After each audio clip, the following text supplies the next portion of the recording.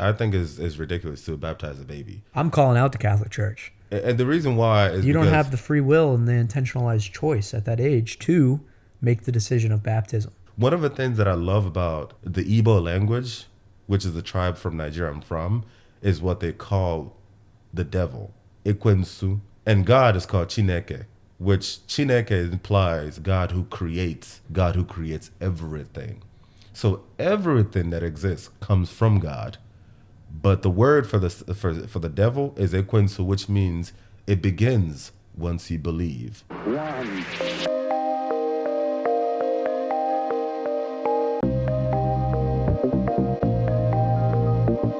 Welcome back to Let's Talk About Us with Uche, guys. And Jacob over here, he's got a book today. Please subscribe, like, hit that notifications bell. We're talking about the Law of One. Today we'll be talking about faith to move mountains, this veil of confusion that apparently is out there for a lot of people, the capabilities of a healer, and what it takes to heal more metaphysically. We're talking about some more metaphysical, different higher density beings and these councils that guide Earth and the different planets in our star systems, and perhaps what we can't see in the visible light spectrum, but might exist energetically along the electromagnetic spectrum. And we're going to get into the Confederation. We're going to talk about some negative entities and groups. Well, thank you so much, Jacob, for that introduction. Thank you so much. Thank you. And yes, guys, we're going to be talking about these cool things. This is a continuation in the mini-series that we've been doing for a while now. The book, The Law of One, the raw material. I think this is like our third time talking about this right now. And thank you guys for following. Thank you guys for stopping by. If you are returning, thank you so much. We appreciate you. Keep coming back. Share with your friends and family. If this is your first time tuning in, please also share with your friends and family. Subscribe, and don't forget to hit that bell notification so anytime we upload a video, you'll be the very first to be notified. Jacob, you want to take it away? Let's do it. Thanks, Let's do Uche. it, man.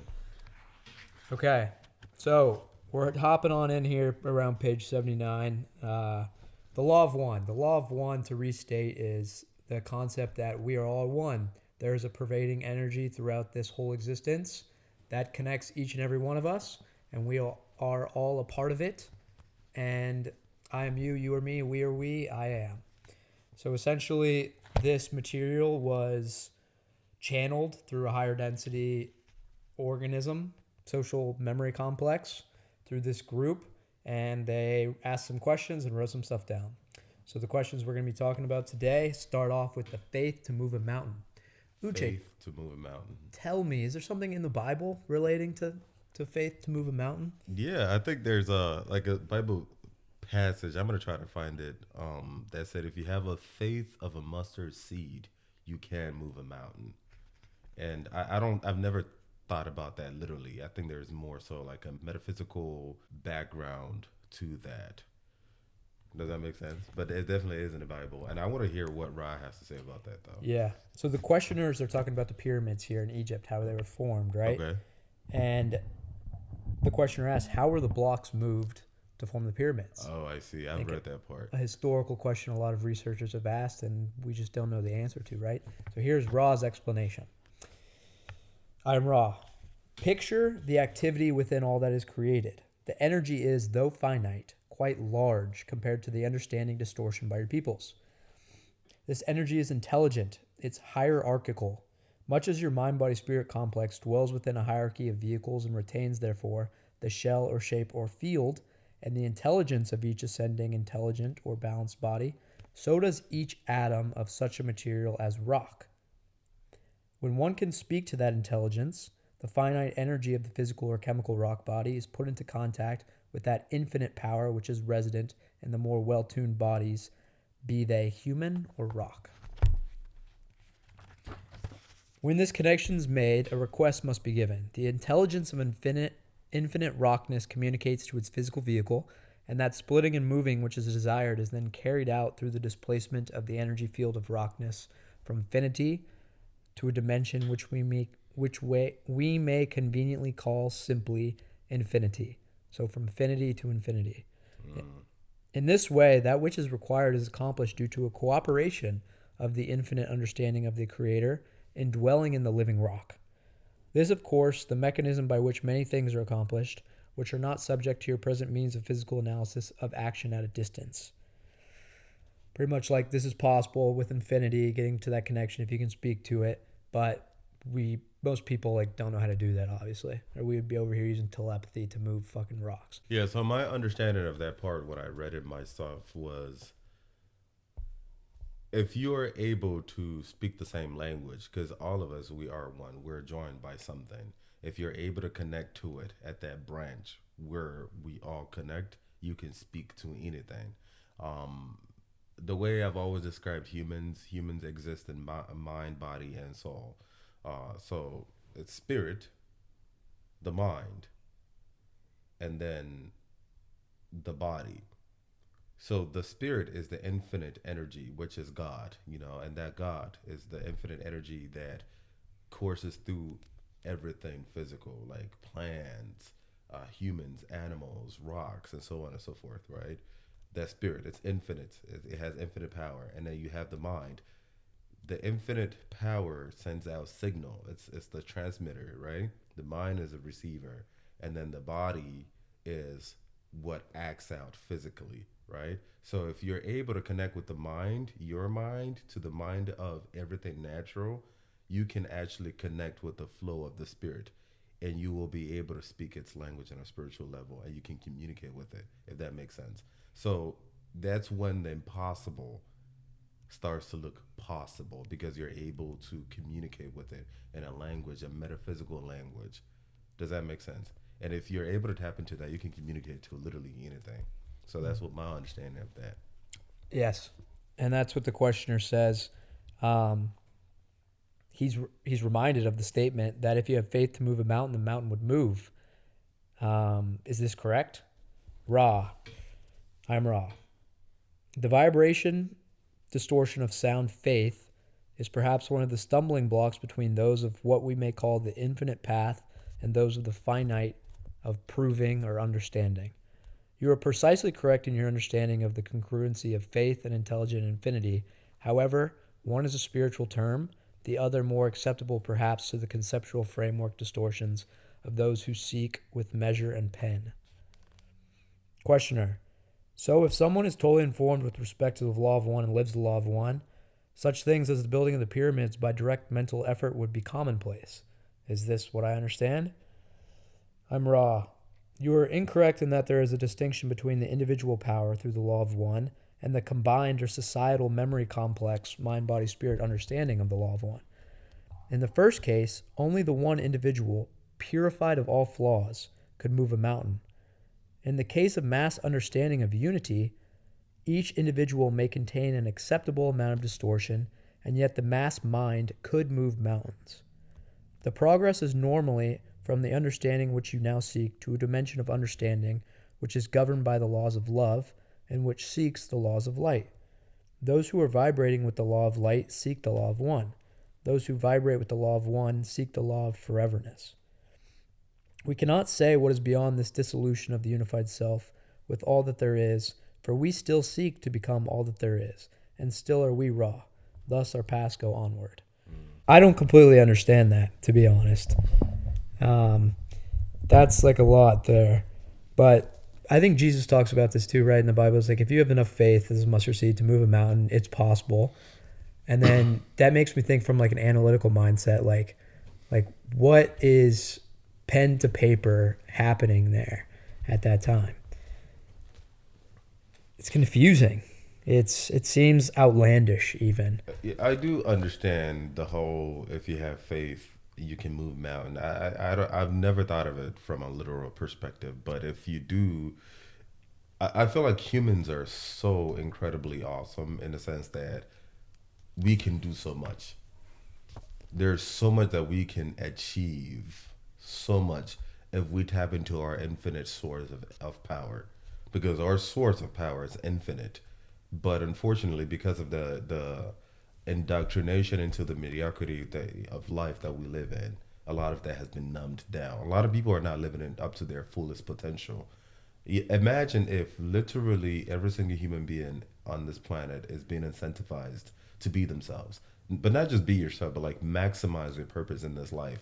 And instead of like a societal conformity, try to dumb people down. Like we have institutions to even wake people up even more. I mean, look at our education system as trash. Let's just be honest. Our education system only creates taxpayers. A lot of people graduate from college every year without learning a damn thing. It is what it is, right? There's no intentional, at least a general societal intentional push for people to wake up from the slumber and tap into their fullest potential. I feel like if we collectively push for education beyond conformity, like tap into our realm of being, like into a different type of realm of being, you will start to actually see oneness in everything. And because you see oneness in everything, you are able to communicate with everything. And it's not like it's not going to be a spiritual practice that is like tick the boxes, yeah, sure, like some religious people have their own traditions, like get baptized, communion, and Passover and things like that. A lot of those people don't have the spiritual understanding of what it is that they're doing. It just becomes so ritualized. Like, yeah, sure, I guess I'll get baptized and things like that. No, you have a deep sense of reverence to the spiritual practice that you're going through. The Native Americans did it. I think I remember reading somewhere along the line of before they killed an animal to eat, they always prayed to the animal, like, thank you so much for sacrificing your body so that our body can live. So because they see that spiritual connection with that animal that they're consuming. Do you understand what I'm saying? So when you start elevating, opening your mind up, you actually have a lot more empathy beyond another human being, including everything, like as in everything that exists, animals, bacteria, viruses, rocks, water, roaches, bugs, everything. You start to see the oneness in all of it. And it's not like a communication that is verbal, like literally verbally. It's like I don't even want to say intuitive, but it's much deeper. It communicates to you as you communicate to it. Perfect example, when you look at animals, there are some people who are able to communicate with animals in ways that some people will be like, okay, what's going on here? But also the observer is able to see the reception from that animal. Look at people who train dolphins and things like that. You've seen these viral videos, like, wow, there's something definitely very beautiful going on here. It's almost as though the animal is able to understand the person talking to them and vice versa. But it's not necessarily just verbal communication. This is a spiritual back and forthness. And what looks impossible for someone who doesn't speak that language, like the way that person is able to communicate with the animal, seems possible because they're operating the exact same vibration. They tap into that connection. You can do the same thing with rocks or literally anything else. That's my understanding of that verse. And with that faith, you can move mountains. Great, great. I'm gonna scroll a little down here. We're gonna break this up a little bit. Sure, I know. So I can get to my next place. Very. That was I break wonderful. it down, but Wonderful. I think I do a good job. Yeah, it was wonderful. Okay, questioner. I'm wondering why the pyramid was built with many blocks rather than creating the whole thing as one form created at once. I am Ra. There is a law which we believe to be one of the more significant primal distortions of the law of one. That is the law of confusion. You have called this the law of free will. We wish to make an healing machine or time-space ratio complex which was efficacious as possible. However, we did not desire to allow the mystery to be penetrated by the peoples in such a way that we became worshipped as builders of a miraculous pyramid. Thus, it appears to be made, not thought. So that's really trippy because it's saying that it appeared to have been built by men when it was built by thought, which is kind of makes me think. I've been talking to a lot of people in my life, and humans just like to argue, to disagree, to bicker, when in reality they're all talking about the same thing. I think a philosophical concept moving forward that will unite a lot of people is the ability to see that both sides are correct. In this case, yes, humans did move the stones and rocks to build a pyramid, but at the same time, Ra was influencing them with the ability of this connection to the infinite source through a thought form to build those rocks and put them together and create the pyramid. It's not that one or the other happened, it's that both occurred in unison in order for the process to be completed. And I think this can be extended to a lot of areas in life. Okay, so what would that look like from an observer? Like if I was to get on a time machine right now, get in a time machine and go back in time when it was being built, what would that look like from my perspective? Would it look like a bunch of men who are literally moving these heavy stones? Because those stones are heavy. I don't know if you've been to Egypt, but those stones, they weigh tons. So I want to imagine what it looks like, the practice of it. Is Ra some type of thinking force inside their head, a metaphysical concept that we cannot perceive with our naked eye, sort of like controlling them. And from my observer, the time traveler type of person, right? It just looks like a bunch of men effortlessly moving stones. Perhaps if you can imagine a person stuck under a car with a broken leg and someone running over and having superhuman strength to lift that car off the person's leg so that they could escape. Perhaps something of that nature is occurring with these people moving these stones. Physically speaking, they shouldn't be able to lift these stones. But with this connection to the intelligent infinity, where the strength might flow and come from, I see. they can raise these rocks in a way that wouldn't normally be logical or perceivable. So like a form of adrenaline then. Because you can think of so many times that your mood detect kind of like reflects your outcome, your output. There's some times that, like certain things you just can't be bothered doing. You don't even have the energy to lift your hand even because you're just kind of like in a lazy mood. And a whole different time, you can lift significantly more than that. It's sort of like going to the gym. Some days you go to the gym, I can even lift like 20 pounds. And then a whole nother day, you can lift 100 pounds. So there's some type of metaphysical, are you arguing that there's some type of metaphysical effect that we don't necessarily understand from our human perspective that could be at play? Is that what you're saying? Yeah, both neurochemical and also metaphysical. Some sort of energy force that is more amplified some days than others, perhaps. And okay. And that's because they're able to tap into a communication with Ra, like tap into something outside of our being. Okay, sort of That's like greater than ourselves, yeah. Whether or not that be Ra or another entity or God or Holy Spirit, whatever you want to call it. Because there's a deeper connection of oneness as a spiritual practice, but not just like, there's something that we pray to, but no, like as a deeper connection with that. Mm-hmm. Okay, I get it. So, this Great Pyramid, I assume, was primarily a healing machine, as you spoke of it, a device for initiation. I am Ra. To use the healing properly, it was important to have a purified and dedicated channel or energizer for the love light of the infinite creator to flow through. Thus, the initiatory method was necessary to prepare the mind, the body, and the spirit for service in the creator's work. The two are integral. Questioner, does the shape of the pyramid matter? I am Ra. This is a big question. We're going to begin here. There are two main functions. One has to do with the body. Before the body can be initiated, the mind must be initiated. This is the point at which most adepts of your present cycle find their mind-body-spirit complexes distorted from. When the character and personality that is the true identity of the mind has been discovered, the body then must be known in each and every way. Thus, the various functions of the body need understanding and control with detachment.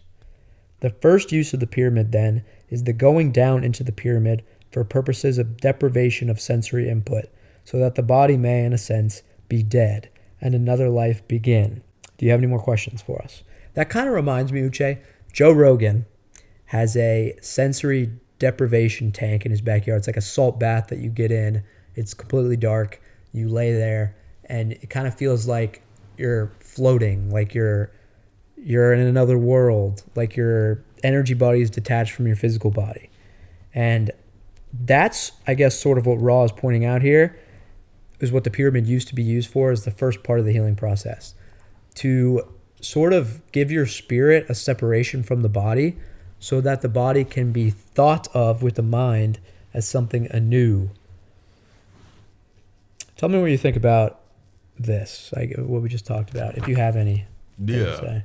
So what I got from that verse is I've always believed that in order for baptism to occur, the first thing that happens, it has to happen in your head first, because your mind is a receiver.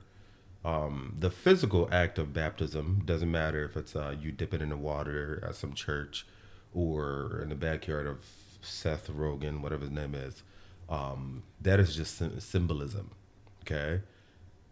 Which is very irrelevant if the first step doesn't happen in your head, because otherwise it's just getting into a hot tub.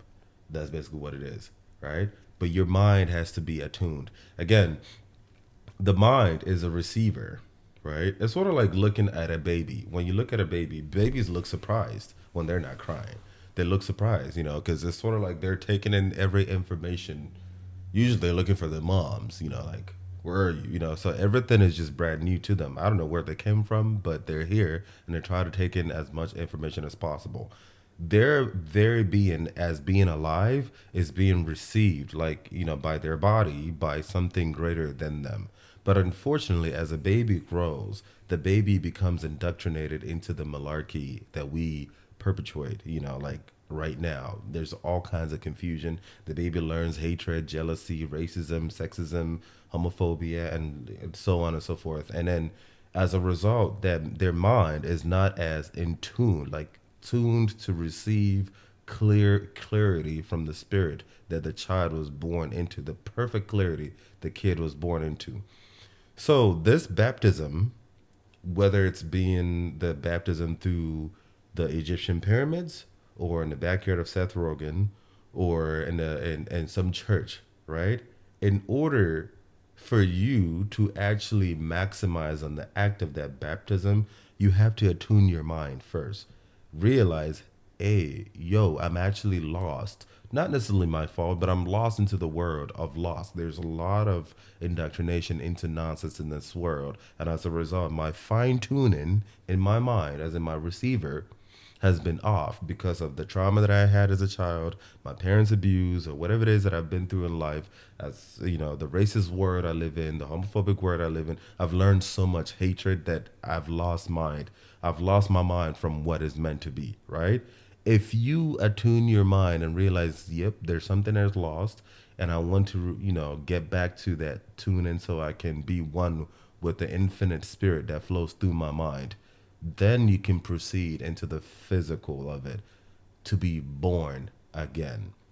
So as you come out from that water or come up from that pyramid, you know that you are doing this as a symbolism of something that's already been happened in your mind. Because remember that video advice that we watched? As within, so without. As in heaven, so Hermetica. on earth. And I believe that the kingdom of heaven is within you because your body is the kingdom of God, right? Or the house of God. So God lives Yeah. in you. So it starts inside of you and then you project it out because your body is the projector of the infinite into the finite. So do you think these children at this age have the ability to intentionalize this action? Or is the Catholic Church doing it too early? Intentionalize what action? The action of being baptized. Me personally, I don't want to offend anyone. I think it's ridiculous to baptize a baby. I really do think so.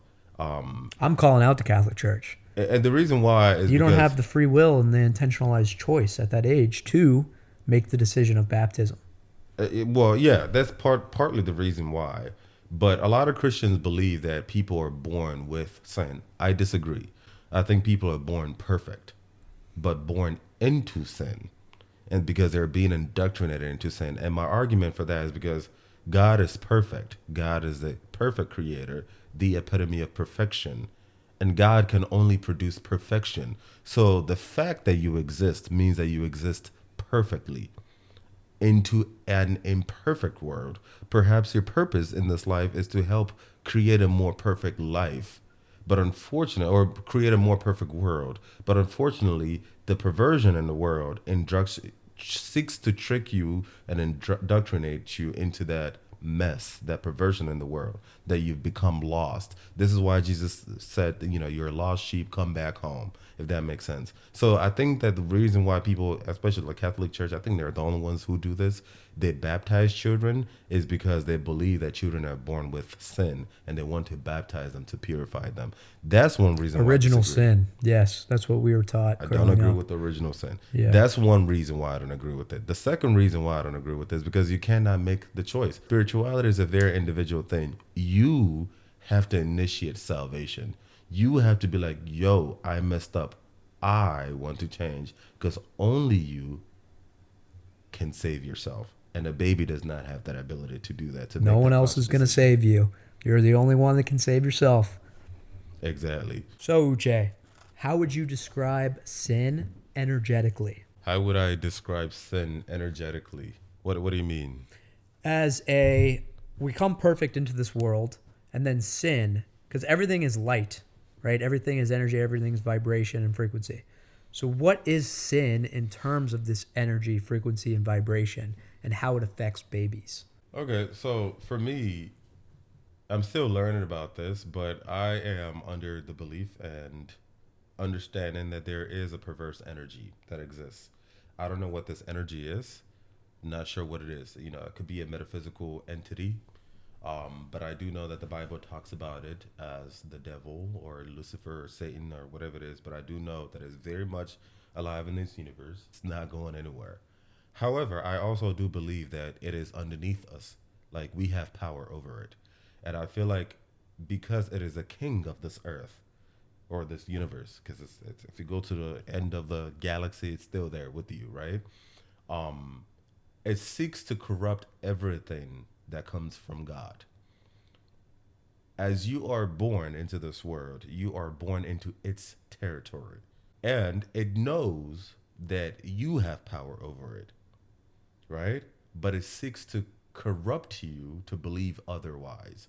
And, like, indoctrinate you into fear and basically maintain what it's doing or whatever it is that is created in this world, in this reality, if that makes sense. So you have to give it power.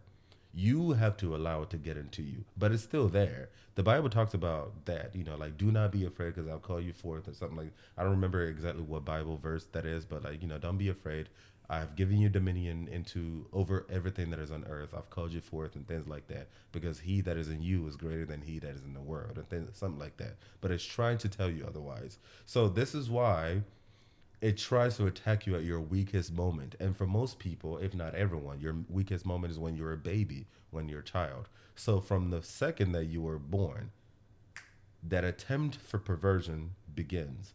And for most people, unfortunately, a lot of people, it comes from the people who birthed them. A lot of people are born into toxic households. A lot of people are born into households where parents haven't healed from their own trauma. And unfortunately, that trauma spills over to the child. Some children were abused growing up, went through all kinds of stuff growing up. And even if you're born into a perfect home where mom and dad loved you, validated you, whatever, the TV is there to tell you that you're not good enough. Social media is there to tell you that you're not skinny enough, you're not tall enough, you're not dark enough, you're not white enough, you're not rich enough, whatever it is. And it seeks to create this animosity so that everything that exudes from you is perversion, to maintain that perverse energy. That is sin. It's that whisper in your ear, that thought, you're not enough, you're poor, you're gay, you're black, you're not worth it. Yeah, but the beautiful thing about the interesting thing about this though is that those are just words that truly don't need to harm. The perfect example is, imagine someone that is confident in the way they look. Just imagine, I don't know who, but imagine someone who is very attractive the way they look. They are confident in their looks, right? And imagine someone said, "Oh, you're so ugly." They'll probably laugh like, "Okay, thank you, I guess." It holds no weight because they have that confidence in themselves that I'm not ugly, but sure, if that's what you believe. Boom. Or you are objectively intelligent, and someone said, "Oh, what a dumb person." You just laugh it off because like, okay, that's not true. I'm not dumb. You know, I may not know everything, but I know I'm not dumb either. You laugh it off, you shake it off, right? But because you're a child, you don't have enough of that confidence built in already. And then it seeks to creep in then to create that breakage. Because what's happening is you're being distracted from that fine tuning that you were born with.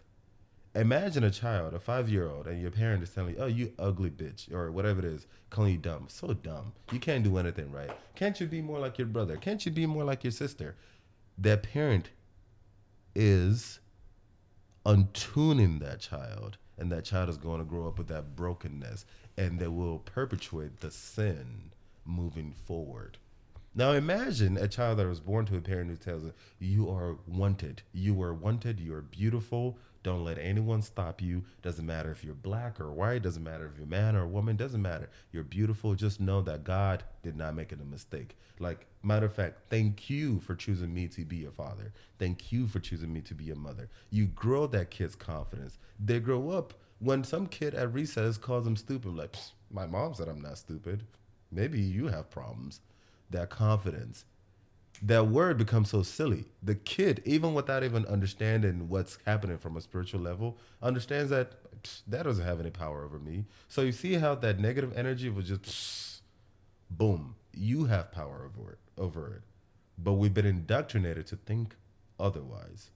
And that's what sin is. It's an illusion. Eckhart Tolle talks about it. It's an illusion that you give power. One of the things that I love about the Igbo language, which is the tribe from Nigeria I'm from, is what they call the devil, Ekwensu.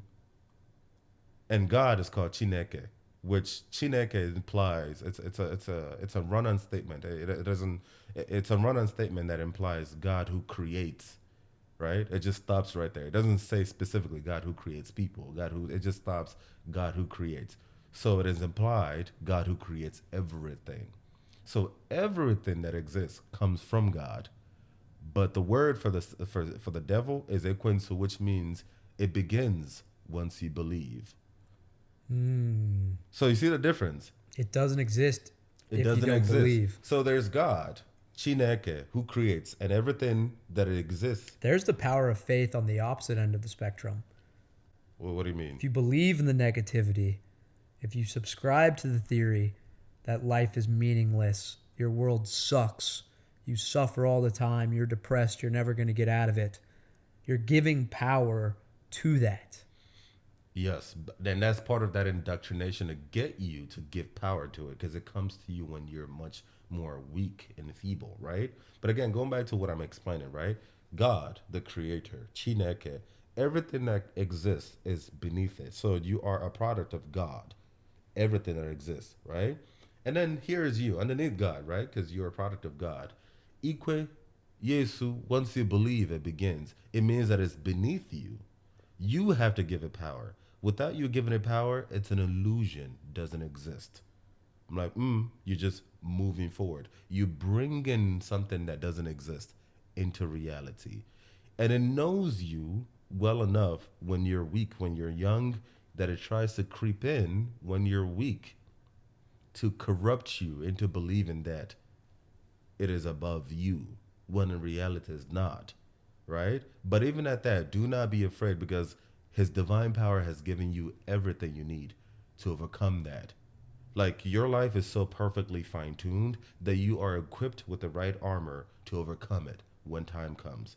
You know, because God makes no mistake. The question now is, are you going to make the choice to overcome it? Because it's your choice.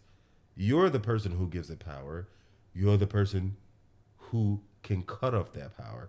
But even at that, that indoctrination has indoctrinated you into believing that this is a system that you have to keep doing. That rat race, you have to keep giving it power because that's the only way. That's the only way you can make a name for yourself. So as a result, what we consider success in life, when you actually start looking at it from a spiritual perspective, a lot of what we consider success is actually slavery. It's mediocrity. It's dumb. You work 5 days out of 7 days in a job that you don't like 7 days in a week and 5 days you're killing yourself in a job that you don't like. Your fine tune is off. Now you're focusing on some rat race that you're so not happy with. You go on Tinder, you don't even read the bio, you don't care about these people, you just want to sleep with someone. You know what I'm saying? And then you fall in love with someone based on the color of their eyes or their hair or their ass or boobs or whatever it is. But is that even love? Is that love? You've been indoctrinated to believe that's love. Look at Amber Heard and Johnny Depp, and I don't mean to talk down on them, but I can go into a whole rabbit hole as to how he left a perfect woman that was beautiful, gave him beautiful children, chasing over some idea of what he has been indoctrinated to believe is the ideal woman. And look at how that ended up. My point is that we no longer think because of that fine tune. Is this in alignment with from that infinite spirituality, or is this in alignment with that indoctrination of what is trying to pervert us to keep us deluded and confused so we don't recalibrate ourselves? Because once you recalibrate yourself, if everyone was to recalibrate ourselves, right, I believe that society would look so different. Like, matter of fact, I think I actually collectively have goosebumps. Like, oh my God, I can't believe I used to do this. I can't believe I used to do this. Like, what the fuck?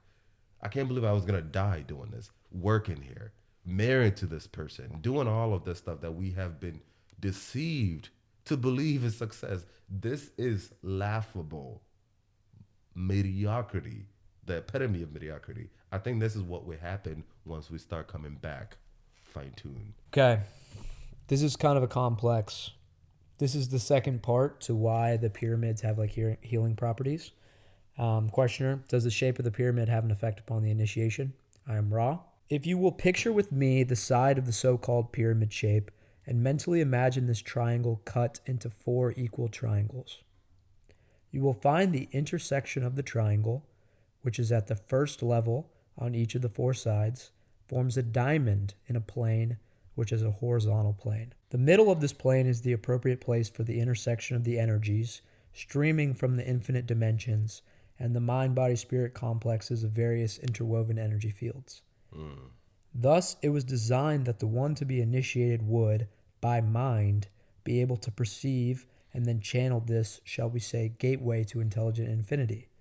This then was the second point of designing the specific shape.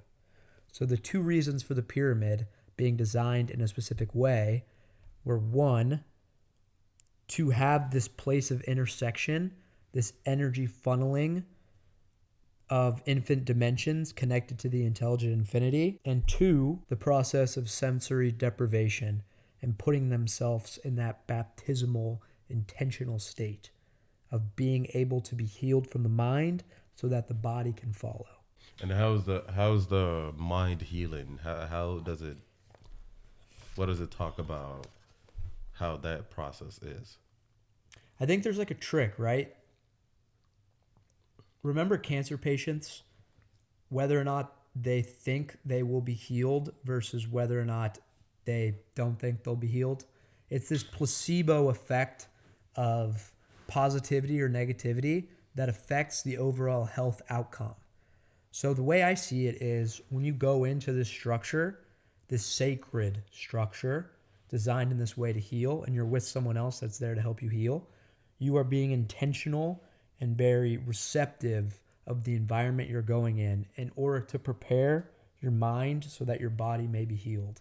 So is there that preparation for your mind? Is that an external factor at work, or this is internally done? Probably internal, right? Internal. The belief, the faith that you'll be healed is And this internal. and this goes back to my point as to why babies should not be baptized, because a baby is not able to internalize. Yep, I want to be here.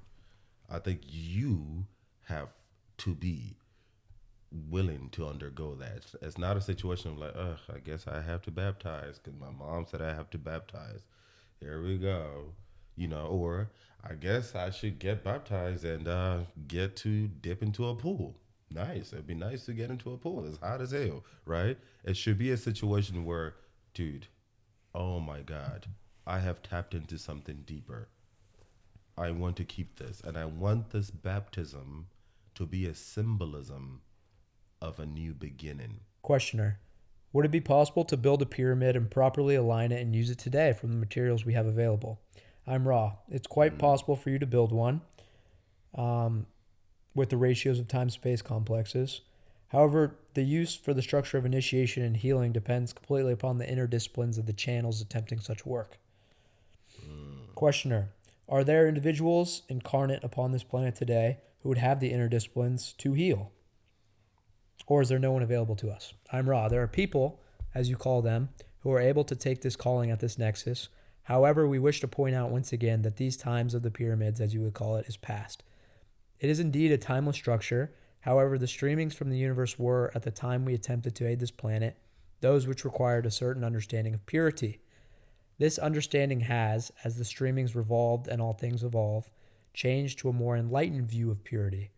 Thus, there are those among your people at this time whose purity is already one with the intelligent infinity. Without the use of structures, healer-patient can gain healing. Pretty much saying we've become more enlightened along our path of purity, and there are people on this planet now that have the potential to heal, which is hopeful, which is good. Yeah. It's exciting. Is this in terms of, do they already work in the medical healthcare field, or are these untapped people who maybe have the ability to talk to heal other people? I think just like Eckhart Tolle talks about it, I know I reference him a lot. To write, like Eckhart Tolle is probably a healer himself. He's Yes, he changed so is. many people's lives for the better. He is. And Eckhart Tolle talks about how a lot more people are going to become enlightened. And the path of enlightenment for most people, a lot of people is, or at least that trigger, is pain.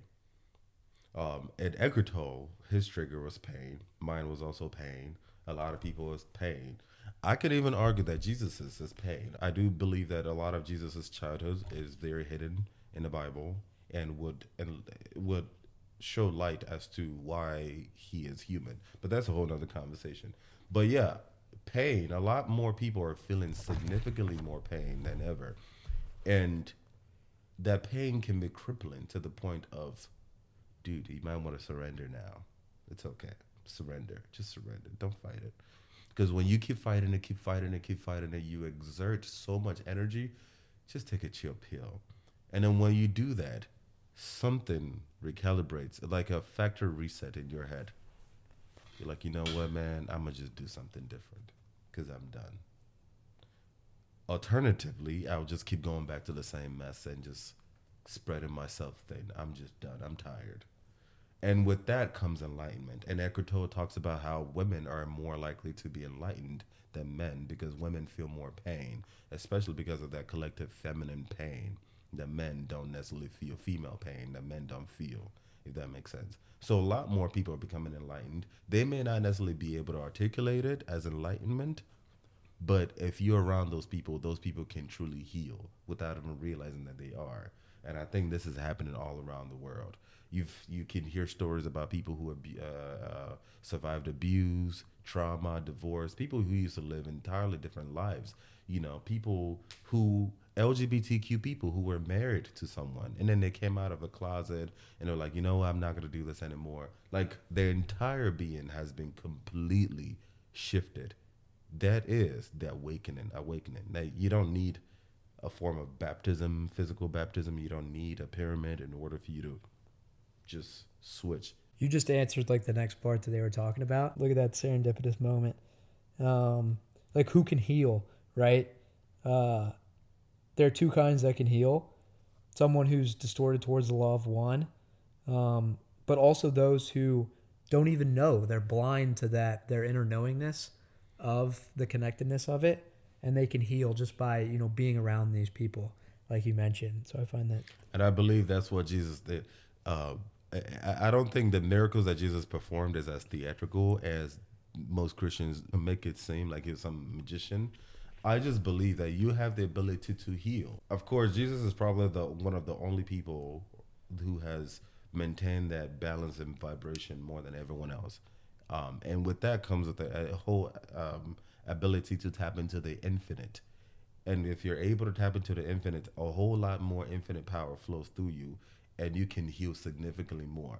But you can see this on a everyday type of situation. There's certain people when you're around them, you just feel at peace. You don't know what it is. You just feel at peace. It doesn't matter who it is. They just exude this peace. It doesn't matter if it's a man, a woman. Doesn't matter their race. Hell, they can even look scruffy, But just being around them, it's just like, wow, I don't know what it is that you're smoking, but I want some, right?